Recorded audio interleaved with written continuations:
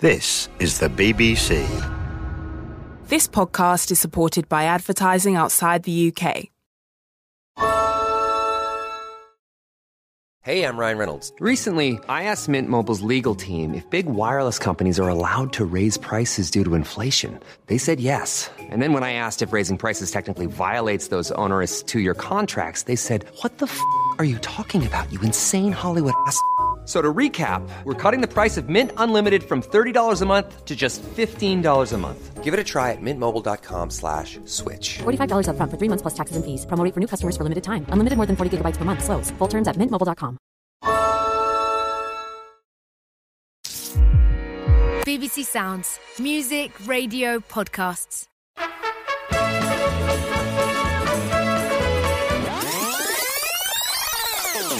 Don't worry, you haven't accidentally tuned into BBC's Match of the Day. This is still the food programme with me, Leyla Kazim. But this week, we have a rather special guest, perhaps most well known from the world of sport. He's a footballing legend, a broadcaster, TV presenter, and someone you will almost certainly know by name, if not by face. Gary Lineker! Only 6 yards out, and he slotted that ball away. And England are suddenly on the high World Cup road again. And would you believe Gary Lineker has completed his hat-trick, his 17th goal for England, a remarkable striking rate by a remarkable striker. Stevens inside, Lineker's there, and Lineker scored! Gary Lineker has done it for England. It's England 1, Poland 0. Hello, sorry, my doorbell doesn't work. Hi, Gary! Oh my gosh, greeted by 4 legs. Hi, nice to meet you, hi! Come in. Hi, buddy! Come in as well. Hello! Got more food.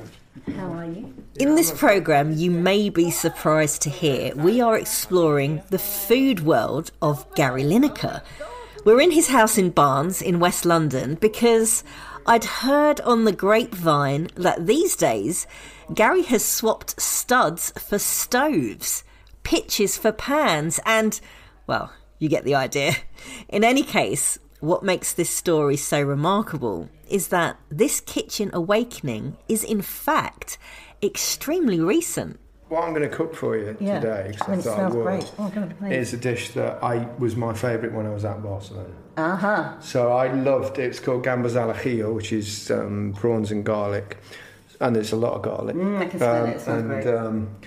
And so you actually take the shells out and you marinate it for a bit, which I've already done, in like loads of minced garlic, oil, salt, a bit of bicarbonate soda to make it go. But you also cook the shells and the heads first to produce the oil that you'll cook the prawns in eventually. Oh, I see. So that's where it gets that flavour from. The real flavour in prawns is not in the body, it's in the head. And then you'll have that as a kind of tapas, like a little plate on its own, with a bit of bread and so that's beautiful. And it smells amazing. I'm so fascinated by your interest in food, because I think everyone listening to this episode will know you for so many things, for your illustrious football career, for being the longest serving presenter on Match of the Day, never having been shown a yellow or red card, which I think is amazing in your career. But I think there's this other side of you which you're probably less well known for. Well, it's a new side, that's why. That's a new passion. I only started cooking about 8 years ago, so I got single again, and I just got fed up of ordering takeaways and going to restaurants. I love going to restaurants, but I was going on my own, and I just thought, I learned to cook. Give it a go, get a grip, and I just wish I'd done it 40 years earlier. Really? Yeah, because I love it, and I'm actually all right at it. So, because if I hadn't been very good, I know what I'm like. If I'm not very good at something, I won't do it. But if I think I've got a little bit of talent, then I'll go deep. And even during like COVID, for example, when I was on my own here for a few months, I'd cook 3 or 4 meals a day. Not to eat, but just to practice. Wow. Just to give myself something to do, keep me occupied. So just to learn, to improve. So how did you learn? Recipe books, online, YouTube, all that kind of stuff. And the thing is you've learned with cooking is that you never finish learning. Because there are so many different things and so many different cuisines, and which is great. So it never gets boring. So you never go, well, that's it, I've done it all now. I also think it's a really nice lesson for people that it's never too late to sort of start a new hobby or develop a new passion. No, that's what I thought. I thought, it's a big ask really. I was in my mid-50s. But I'm really glad I did. I kind of regret not having learnt to cook when I was a kid. I think we should have it in schools. It should be, I think it's way more important than like being good at maths. If you're good at maths, then great, carry on. If not, leave it. Because most of us, you can either do it or you can't. But cooking should be absolutely the first thing that we're taught. It's a life skill. It's a life skill. It's absolutely necessary for everyone. That, of course, won't be news to regular listeners of the food programme, but we were very pleased to hear it coming from one of the UK's sporting VIPs. We've actually got a special sport and food episode coming up in the next few weeks, so stay tuned for that one. With that in mind, I wanted to see if Gary could remember what he ate during his professional football career. For those of you who don't know, we should say at this stage that Gary is widely considered one of the top goal scorers in England football history. He began his career in Leicester, then moved on to Everton, then Barcelona and Tottenham Hotspur. He played for England during 2 World Cups, including 1986 when he received the Golden Boot Award as the tournament's top goal scorer. He finally retired in 1994 after playing for a few years for Nagoya Grampus 8 in Japan. But what was he eating during these famous years? I brought along a little prop to help jog his memory. Can you read out some of the things that are on the list for some players? What were they eating? Well, I think this was 1990, 91. Yeah. Tottenham Hotspur. Yeah. Paul Allen roast chicken. Yeah. Naeem lasagna. Goodney Bergson spaghetti bolognese. As did I, apparently. Oh my gosh. Pasta seemed to be the thing back then, but. And what was Paul Gascoigne's? Gazza's can't put him on the list. He must have been injured. No, there he is. Yeah. Paul Gascoigne, lasagna and cornflakes. Yeah. Only Gazza. Now I believe it's probably true. So is this what you would eat directly before a match? This would probably, pre-match meal, so 4 or 5 hours before. Okay. Probably. Okay, and then, enough time for it to go down. But when I first started at Leicester, I'd have fillet steak, because it's the only time you get fillet steak. Imagine getting a fillet steak. Yeah. I was like 19, 20, and you thought, I'll just take that chance. And nobody even discussed what foods you'd eat then, really. It was just whatever you fancied. When I went to Spain, we'd always had those pre-matches we talked about there, like, whether it's a bit of pasta or a bit of chicken or a bit of meat. I went to Barcelona, and it was even the day of a game, when you'd sit in 4 tables of 4, there'd be a salad in the middle of the table and some oil and vinegar on the side, and you'd rotate in who kind of mixed the salad, so with the dressing. And there would always be a bottle of Rioja on the table and 4 glasses, and you would drink, even in the pre-match, you would drink the whole bottle between, so you'd have like a glass and a half each of wine. Me and Mark Hughes couldn't believe it when we first joined. We thought, oh yeah, this is all right. Yeah, you would have that, and then you'd go and have a sleep, so the siesta, so it helped you sleep. I can't imagine that that's still a thing now. I'd be very surprised. Okay, so I want to get a sense of your cooking week. I'll go and buy my produce for what I'm cooking on the day. Okay. So I'm not one of those goes in with a big wheelie trolley and just fills it up. I just go specifically to get exactly what I'm going to cook. Well, there's 3 of my boys here now, so normally 2 or 3 of them lying around, wanting feeding. They all cook to a degree, so Harry's probably the best. He's sitting behind you over there. You're taking that accolade, Harry? Yeah, he's taking that because he's really keen, but obsessive like me. I started cooking because I met my girlfriend at the time, and I randomly said, I'm going to cook for you. And it was just... So I had to teach him his first couple of dishes, but he's got more talent than me. He's quite freelance, a little bit like wings it. Harry is one of Gary's 4 sons, and he joined us for lunch. We will hear more from him later, and his thoughts on his dad's journey into cooking. Well, this is it, because you get different types of cooks. You get cooks who are like, yes, can you help, can you do this? And then you get quite territorial cooks. Yeah. Like, stay out of my kitchen. No, I like people in my kitchen, but I like, I like to be left to cooking. Don't I don't. Well, mess about. can I help? No, it's okay. No, leave it with me. It's all under control. So before you learnt to cook, what were you eating at home? That's a good question. My ex-wife, Danielle's quite a good cook. She cooked, not as good as I am now. What would I have eaten when I was on my... That's my point. It was takeaways. I mean, every Saturday when we do Match of the Day, because we're there a long day, we're there at lunchtime and we leave at midnight. So they get takeaways. And I have every variety of takeaway now. I'm so bored with them all. And they're not very good generally, are they? I mean, they pretend to be, but they're not. So I would have been doing that, and that's probably the reason I got fed up. I'd go out though. I mean, I am a foodie, and I love going to, top restaurants, and I'm in a position, I'm fortunate that I can do that. I was starting to get a sense of how cooking and food has slowly become a big part of Gary's life. From cooking nothing at all to honing, perfecting, learning and hosting. I'd also heard there were a few people who helped him on this journey, one being his close friend and regular dining out partner, who agreed to tell me a little bit about the Gary he knows. My name's Jonathan Downey. I have been a hospitality business owner, restaurants, bars, nightclubs, street food markets. I've known Gary for 10 years now. I think 2024 is our 10-year anniversary, and so I'm looking forward to a fabulous celebratory meal with him at some point. A mutual friend of ours was having a birthday party for one of his children. I was sat opposite Gary, and we just sort of got talking to each other, and mutual interest in football and food, and we just really hit it off. And then we sort of stayed in touch after that, and I sort of introduced him to the sort of London restaurant scene a bit, really. He was just kind of curious and adventurous and keen to sort of try new things. And so I remember him coming to Dalston with his friend Kingy, and it was like full-on Hackney, like street food market. This is 2014. And Gary and Kingy rocked up in their sort of like suits and wool overcoats and their smart shoes. And at this street food market in a car park full of sort of like Hackney hipsters. And they looked like completely out of place. But they absolutely loved it, and they fit right in eventually and stayed all night. And we tend to like the same things. And I don't know if that's...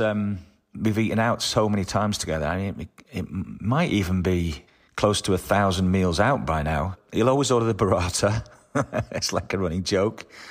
It's nice to start with a Negroni, a classic Negroni, not the house twist on it. He loves Indian food, so, we'll often go to there's a great restaurant called Tamarind we like, where we just order the set menu, and then they just bring you fabulous food, and it's great service and a lovely atmosphere. We will often order some fish, we love prawns. One of the dishes he does, the gambas al ajillo, which is kind of like from his time in Barcelona. That is probably his absolute killer winner dish that he cooks at home. We tend to like the same things, and we'll often share, like a sort of an old married couple. I'll say, well, you order, and we'll share, or I'll order. And it's just... Sometimes it's nice to just put the menu down and let the other person or people do it. He's a really excellent host now. He wasn't to start off with. I used to go around to his house and whinge a bit about the things like, there's no music, Gary. You've got to have music at a dinner party. You've got to have something on in the background. It's my mum's 80th birthday today, and she was with me, and I've just asked her to leave because I didn't want her to hear me say that Gary's Sunday roast is the best by far. Sunday at Gary's house is a really fabulous feast. He really treasures that day actually with his sons, and I get down there. I nudge myself in occasionally, elbow my way in. I'm always curious about topics of conversation that happen around the dinner table, whether it's with a group of friends, a first date, a family gathering. Food has a unique way of providing that space to talk. But what do you talk about on a dinner date with Gary Lineker? Well, he's always talking about football. And so I have to listen to every one of those damn podcasts just to stay up to date. And I've had such a busy few weeks recently that I'm behind, and I'm seeing him on Monday, and I'm really worried that I might have missed something. So I've got to catch up quickly. What do we talk about? I don't know. We're just kind of like comfortable with the silence, if there is any, or... I mean, a lot of it is football, politics. Of course, politics. We disagree on a lot of things there, so we've got to be careful about that. And we've not yet had a moment where one of us has had to flounce out of the restaurant, but We've been close a few times. But I noticed lately he started to go to new restaurants without me, so I'm getting a bit concerned that there may be someone else in his life. He went to this restaurant called Humo last week in Mayfair, Humo, and I'd not even heard of it. He's been there, he said it's great, and so we're going again on Monday, which I'm a little bit miffed about, because he should be going there for the first time with me, not with some other person, whoever it may be. That was Jonathan Downey, or JD as he's known, and we will hear more from him later. Back in the kitchen, I wondered what Gary gets out of cooking. Is it the prep, the skills involved, the plating up? The biggest satisfaction I get out of cooking is cooking for other people and making people, and giving people something to enjoy. I think that's the joy of cooking. I think it's, I love the process. I love chopping. I love prepping. I love going and buying my produce, and I actually love the cooking aspect of it. But when you give someone something really satisfying, I think that gives you a lot of pleasure. Who is your harshest critic? Me. Ooh. In everything. Really? Well, I think most of us are probably like that, really. So will you taste the dish and be like, this isn't right, I should have... Yeah, I get disappointed if it's not, if you kind of cock up slightly. We'll do our podcast here sometimes. So we'll have maybe 12, 14 people here. We'll do 5 podcasts of stroke TV shows in one day, and I'll also cook for everybody. I have to think about what dishes I can do that allow me to have 40 minutes gaps. Oh my gosh, so you do the podcast and you cook for 12 to 14 people in one day? Yeah, I love it. It's such a challenge. I mean, that's a proper catering job. It is really, yeah. I think, but it's true. I was as witnesses in here. Yeah, there are times that I have to go, hang on, I do need 2 minutes on my own, and we'll just pause for a minute. I just need to take something out of the oven and put it. The more challenging, the more fun, I think. Where do you like to source your produce from? I'm lucky I live here in Barnes, and everyone's used to seeing me on the high street all the time. Got a nice butcher's, we've got really good fishmongers, and so you can get pretty much everything I want there. And sometimes if I've got some heavyweights coming for dinner or something, I might... Like BBC? I might pop... Well, exactly, like you today. I'll make a special effort, pop into, some super deli somewhere.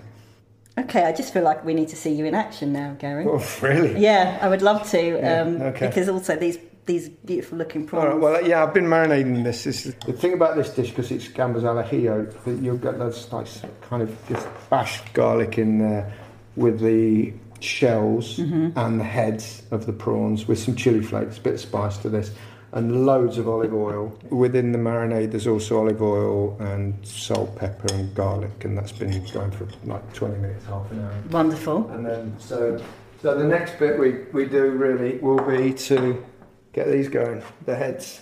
Okay, so in the pan we've got the prawn heads, olive oil, loads of olive oil, garlic, chilli. Because basically what we're doing here, we are making the oil that will cook the prawns in. So, but it's the flavour of the oil that wins. So there's loads of garlic, just crushed garlic and chilli flakes, and we'll let that kind of go at a kind of medium high heat for 7 or 8 minutes probably. As we chatted, Gary crushed prawn heads into oil with 12 cloves of garlic. Done 3 different ways, a classic Spanish dish and something he had fallen in love with whilst living in Barcelona. Playing around the world means Gary has been at some of the best football clubs, but of more interest to me is the fact that he's also lived in countries with arguably some of the world's best food cultures. But does a professional footballer get to experience much of that side of things? You were part of clubs in both Spain and Japan. I mean, let's start with Spain. What was it like moving from the UK to Spain? Was the food culture a shock, and did you embrace it? I loved the food. The food is amazing in Spain. I mean, the only thing I would say about Spain, it doesn't really change that much, so it's comforting.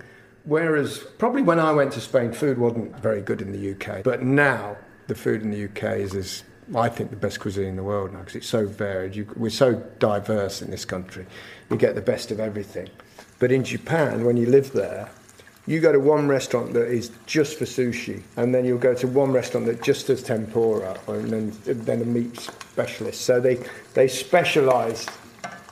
Be careful, it spits a bit. And I really enjoyed that aspect of it. So when you were in Spain, did you have Do you get much free time? Do you get to eat out much? Yes, you do. I ate out all the time, really. Well, I mean, it was a hell of a lifestyle there when we played in Spain. We train in the mornings because you can't train that much as footballers because you'd be worn out for the matches. So you'd do a couple of hours a day in the morning. Then I'd go home, pick up Michelle, I was then married to. We'd go to the beach club and we'd have a really nice lunch with paella or something. Probably get home about 5, 6 o'clock, go to sleep for about 2 or 3 hours, proper siesta.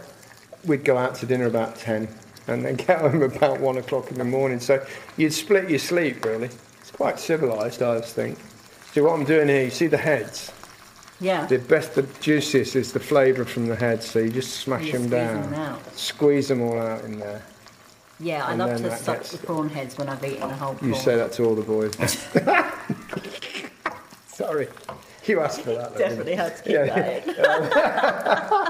in. So do I. It's so flavoursome. It's the best bit without. It's easily the best bit. And then you're dining with people who don't do that. I know. And I've got a friend who's a real foodie, but he refuses to do that. Yeah, he's just won't. Do you take the heads? Do you take them off his plate? I mean, I would. Oh yeah. So good. Yeah, this looks great. Gosh. Tiene muy buena pinta. Sí, bueno. Okay. Looks really good. Yeah, looks it really is. tasty. Sí. Like, fabulous. We're getting close to that part of it. I need a sieve. Look at this. This is just, wow, the colour on it is fab as well. I saw Stanley Tucci's got new pans. Is that what this is? He sent me them. Right. Bless him. He lives around the corner. Oh, really? He's a friend, yeah. Do you cook together? He's cooked for me a few times. Right. And he was one of the reasons that I started cooking. Really? Because my stepdaughter and his daughter are best friends. So I used to go round to see Ella, and every time I went round, he was cooking, and he cooked me something. I'd just started, and he really was very inspirational. That's such a nice introduction. Also, it's to have introduction to cooking through Stanley Tucci. Well, I know, yeah. It's one of those things.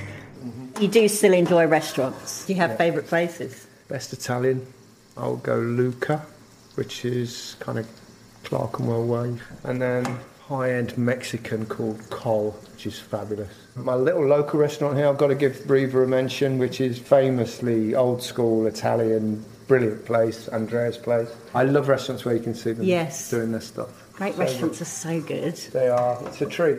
As Gary's most frequent plus one, I asked JD if there were any meals that have particularly stood out over the years. One of the funny ones I remember is, I think something like 3 of the last 5 years, Gary and I have had Valentine's Day dinner together. It was a bit of a tradition. And then I think the first year we'd arranged to have dinner at this really nice restaurant in Mayfair called La Petite Maison that we go to once or twice a year. It's a bit of a treat.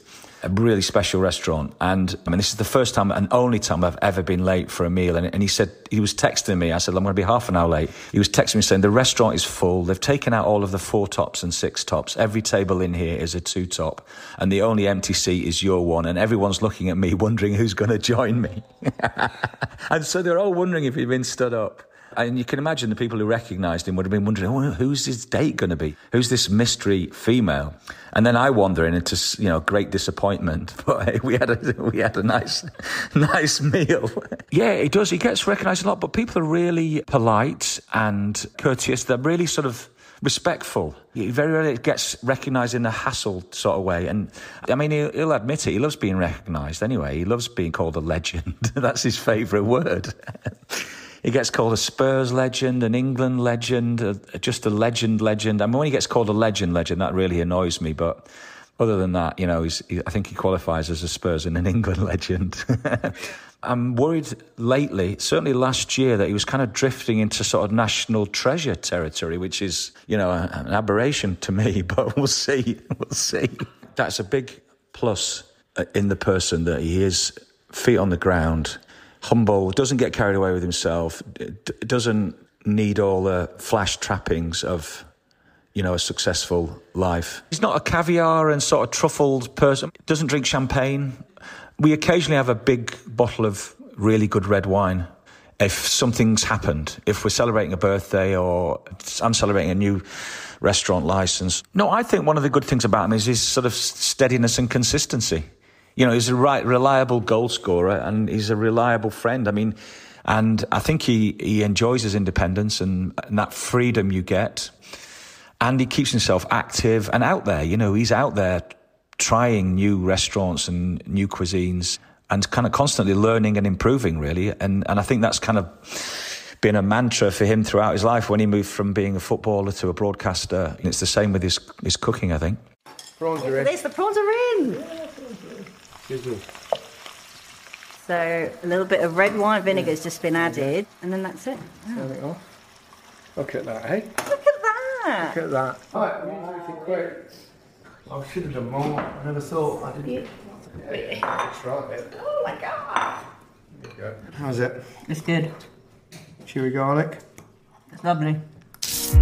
You're listening to the Food Programme with me, Leyla Kazim, on Radio 4 and BBC Sounds, where this week we are cooking at home and talking food with football star and secret foodie, Gary Lineker. Got to get a few of the garlicky bit. As we sat down to Gary's delicious gambas, dripping with prawny, garlicky, chilli oil, mopped up with bread, I wondered whether there was anything in his childhood that had given Gary an early window into food. Digging into the BBC archive, I found a little snippet with a very early Gary interview. Leicester's indoor market bustles on a January morning with the kind of atmosphere that's made it one of the most popular in the Midlands. Its speciality is fruit and vegetables, and that's where the Lineker family come into their own. Gary occasionally helps out, much to the amusement of customers and other stallholders. But unlike his younger brother Wayne, Gary is no market trader. It's a bit too much like hard work, and at this time of year it's much too cold. What about the atmosphere here? Do you like the market? Yeah, it's a great atmosphere. I used to enjoy it when I was a kid, working the summer holidays and at Christmas time and what have you.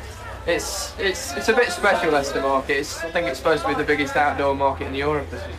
Is he much good at the store? Well, I think he can be if he wants to be, but it's too early in the morning for him. That was a clip from the BBC's Football Focus in 1985, where the caption describes rising star Gary Lineker interviewed while selling fruit and vegetables at his parents' market store in Leicester.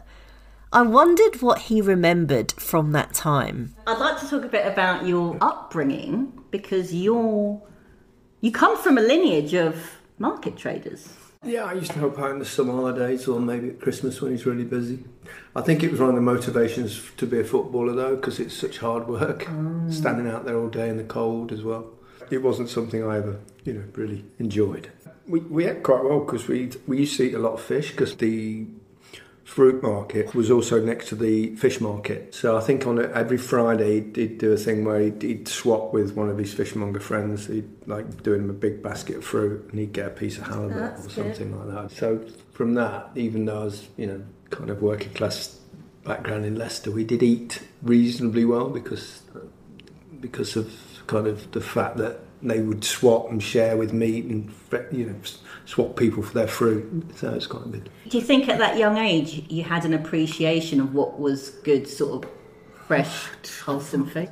I wish I could remember, but I do, my dad used to eat a lot of cockles and whelks and all that kind of stuff. My mum was quite a good cook. My dad had a card school at home. He was a gambler, but got a good card player. He used to play a game called Kaluki.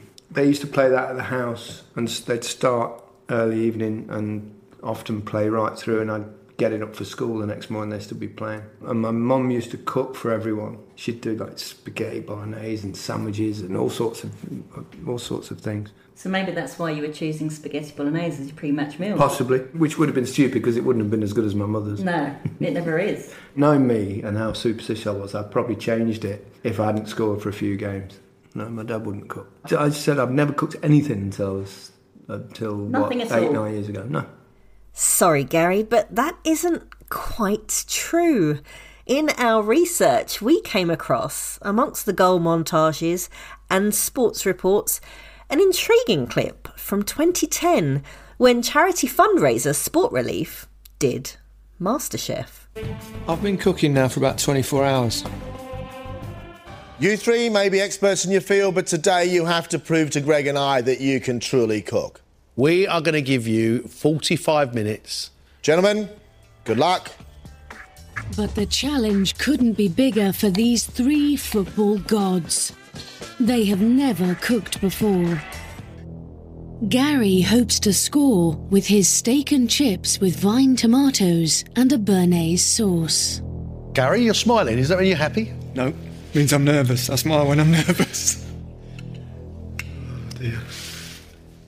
I would like your steak a little less cooked. Me too. I would like your béarnaise to have a little more tarragon. If you probably asked me if I'd prefer to take a penalty in a World Cup shootout, I'd say much prefer to do that than stand in front of those guys. More disaster chefs than master chef, I fear. Could this be the first time in your career you might actually get sent off, do you reckon? Could get a red card, couldn't I, at the end of this one? I'm happy to report that there were no red cards issued at our own lunch, almost 15 years on from that fateful day. But here's someone who has seen the change in Gary from novice to pro cook firsthand. His son Harry, with the little chipping in from his dad at the other end of the table. Hello, Harry. Hello. You are one of Gary's sons. Number two. Number two. I wanted to ask, what did you think when your dad suddenly started cooking? Well, I was actually there at the MasterChef comic sport release. You brought me along. I was the only one who went there, so I actually tried the steak and chips. It was all right. I should have won that. I was robbed, I think. They gave it to Hanson. Unbelievable. It was just a joke. Dad stopped playing golf. He's either in or he's not. It's quite similar to me, really. And he stopped playing golf, and then I sort of filled the void in a way as well, didn't it? I mean, you wanted to cook for yourself, which is always good for us, obviously. Sunday roast is I'd say probably the best thing you could. Sunday's kind of a thing. We watch the football. We record a podcast. He's our producer of the rest is football. But it's usually a roast because it's Sunday. It's tradition, and it can be roast beef or quite like slow cooked leg of lamb at the moment. There's too many of us for chicken. You need about 3 chickens to eat this the way these like. What do you remember about food when you were growing up prior to when your dad could actually cook? Yeah, food is a memory when I was young was just everyone sitting around the table and mum would usually cook and that would be it, and then it was it. And now I'm probably 3 or 4 times a week I eat with dad now. Yeah. I learned my first dish from dad. Yeah. Now I cook probably a lot of it because of what dad did. We talk about food quite a lot. We talk about cooking a lot now. It's sort of a thing we both love, and I love it as much as dad does now, yeah. Gary, is Harry a better cook than you? Or? I think he will be. Way. Not yet. Not now. Not no yet. Way. Not yet. But I think he will be because he started younger, and I think he's got a natural flair. If you like spice, he blows your head off for most of nice. He likes the I like it. We'll go to yours next time, Harry. And yeah, no problem. Do you cook together? He's the only person I'll allow to help me. He's the only one because he kind of gets it. So you'll let Harry cook with you, but you won't let your other boys? They're not kind interested. of part-time, the others. They're not into it so much. They'll all cook though, but they kind of get half-prepared meals now. They cheat a little bit, don't they? I'd say so. Cheat a little bit. Yeah. What kind of cook is your dad? Because, you get people in the kitchen they're kind of territorial, or they kind of try and enlist help from a lot of people, or they don't like people messing around. Does he have a particular style? I think when everyone starts cooking at the start, there's a little bit of don't speak. You don't want to you've got to let guy concentrate. But now he's relaxed. Is he a messy cook? The kind of person that's... You clean straight away. I'm clumsy. So I'd spill things on me. I'm clumsy in everything in life. What do you think your dad gets out of cooking? It's a passion, I think. That's what I said about the golf. It's the next thing. It's the thing you can obsess over and try and get better at. And that's what cooking is learning, getting better. And getting better is the best thing in something when you're improving at something. And I think... What's your favourite meal that he cooks for you? It's tough, that. It's very tough. Well, the cottage pie is great. Oh, yeah, the curries, yeah. I'd say the curries. Yeah. The Rogan Josh is amazing. Yeah. That's from scratch as well. That's everything from scratch. I make all my paste and spices and all that. And Do you have a favourite cuisine? I've got a top 5 probably. Go on. Indian would be in there. Italian would be in there. Mexican would be in there. British would be in there, which doesn't often go, and Japanese. Not Spanish? Spanish would be in my top 10, but not my top 5. I mean, I love Spanish food. I just think it's kind of a little bit like French food. French food used to be the thing. I think now it's a bit tired. But you go to Paris and it's hard to find anything truly exceptional like you would in London. And they'll hate that, me saying that in France, but because you know what they're like. They're kind of stuck in their ways. It's the same cuisine in most restaurants, and I think Spain's a little bit like that. You have your exceptions where it's been kind of modernised, but there are not that many. What about food and love? Would you cook for someone on a date to impress them? Or would you take them out? I may have done that. Not first date, though. Okay, so say it's a first date. I may have done that, yeah. Would you be brave enough to cook for them on a first date, or would you go out? I'd be brave enough, but I don't think that's, I don't know. I think I'd go out first. I will say, when I came in, I noticed quite a few empty boxes of wine. I had a big delivery recently. I know, it looks terrible, doesn't it? Do you enjoy wine? Yeah, I've got a little collection of red wine. So with that, and because wine collecting, do you intend to drink them, or do you just... I don't buy to invest, I buy to drink. Yeah, but I will buy young and then wait for it to mature, and so... So do people ever cook for you? He does. I've got friends, I go to friends' houses occasionally. Stanley teaching? Well, Stanley's been known to, yeah. If you're going to throw a name, if you're going to throw a name in there, drop a Tucci bomb. Shearer and Micah, they don't do anything, do they? No, they love their food though when I come. I always cook for them when they're here. And they Alan just shouts peas on toast. What he cooks, yeah. We couldn't let a programme about Gary Lineker and food happen without asking him about one obvious connection, his long-running partnership with Walker's Crisps. The topic of ultra-processed food is a hot one these days, and I'm reading new articles about it all the time. What are your thoughts about, you're embedded in the world of sport, you have a big profile. I mean, they're a snack. We're all, we can all enjoy snacking and a bit of pleasure in life. Yeah, I mean, obviously you need it part of a balanced diet. It's important, but as I do. But I love crisps, I eat them. And I've never had a problem. I love chocolate as well. A balanced diet is all well and good in theory, but as we probably all know, it's not always as easy as that. As Gary conceded himself, sometimes it's just not possible to stop. What do you eat? Maybe it's late at night and you really fancy something. What's your guilty pleasure? Chocolate. I'm terrible with chocolate. Really? Yeah. What kind? Just like dairy milk and things like that. Are you the kind of person that will get through a whole bar? If I start, yeah. That's chocolate, isn't it? Once you start, you're doomed. Do you do desserts at all? Are you a dessert? Started doing a lot of desserts in lockdown, and I couldn't stop eating them, so I stopped. With other food, I can just cook stuff and not just have a little bit to try. But I found I had to stop because I was just eating too many desserts. I've got such a sweet tooth. So the prawns were gone, the bowls mopped clean, and it was almost time for us to leave. But before we did, I wanted to ask about the young refugees who recently came to live with Gary and whether they had shared any food experiences. You had some people staying with you recently, refugees. Did they influence your cooking endeavours at all? Well, actually, they cooked for me on one night, yeah. One was, he was from Balochistan and did a quite spicy curry.